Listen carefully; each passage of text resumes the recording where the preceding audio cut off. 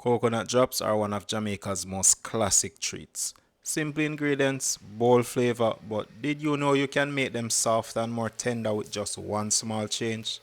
Hey, I'm Nick and today I'm showing you how to make coconut drops using an easy technique that levels up the texture. Let's get into it. Jamaican coconut drops are a traditional sweet treat made with diced coconut, brown sugar and warm spices like ginger. In terms of preparation, coconut drops are very similar to grater cake. Instead of diced coconut, we would, as the name suggests, grate it instead. I will leave a link below on how to make these delicious grater cakes if you're interested. For this recipe, I will be using 2 small dried coconuts. We first have to break the coconuts open. I'm using the back of my knife, but a mallet, hammer or a rock outside also works. If the water inside is good, we can save it for a drink or even use it to cook with. Once you have broken apart the dried coconut, we can now remove the flesh from the shell. A spoon works really well at this step. These coconuts are very mature and dry. Usually when they get this dry, they are extremely easy to pull from the shell. Another effect for using very dry coconut for drops is that it can turn out very tough and the finished product is very hard to chew. You can usually tell by the darkness of that outer skin how dry the coconut is. A lighter coconut like this one will make a more tender coconut drops. A harder coconut like the one on the right will be tougher but way more flavorful. The toughness mostly comes from the fibrous darker outer skin of the coconut flesh. And that's where we find our solution. To get the best of both worlds, use a bone dry coconut for the best flavor and simply remove that dark outer skin to ensure we get a more tender product. This is something we do by default when making grater cake for that softer, delicate bite.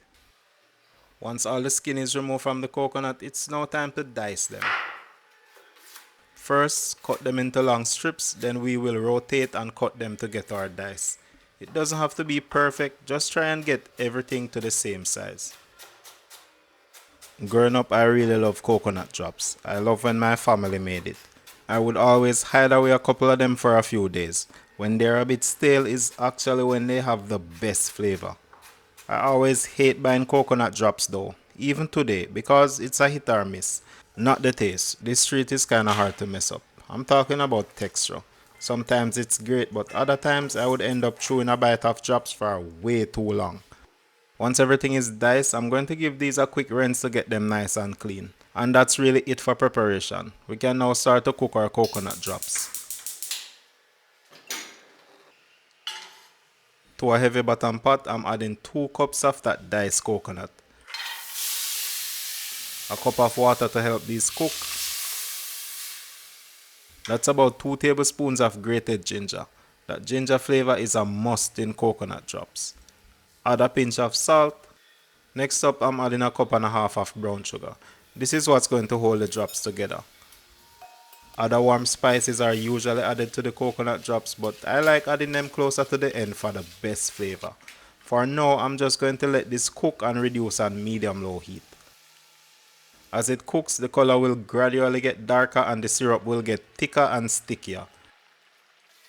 This looks like it's time to spice and it might need a bit more sugar, but let's give this a taste first.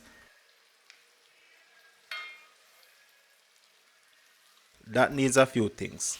I'm adding another half cup of sugar for 2 total cups of sugar to 2 cups of diced coconut. I'm adding another 2 tablespoons of freshly grated ginger. This ginger is a lot weaker than usual. About 2 tablespoons cinnamon powder, and I'm also adding a teaspoon of freshly grated nutmeg. Next, just mix that in to dissolve the sugar and combine all the ingredients. At this point, you want to be stirring constantly. You will know it's done when it's clumping together and trying to set in the pot like this. This is ready, but before we portion them, let's talk about banana leaf.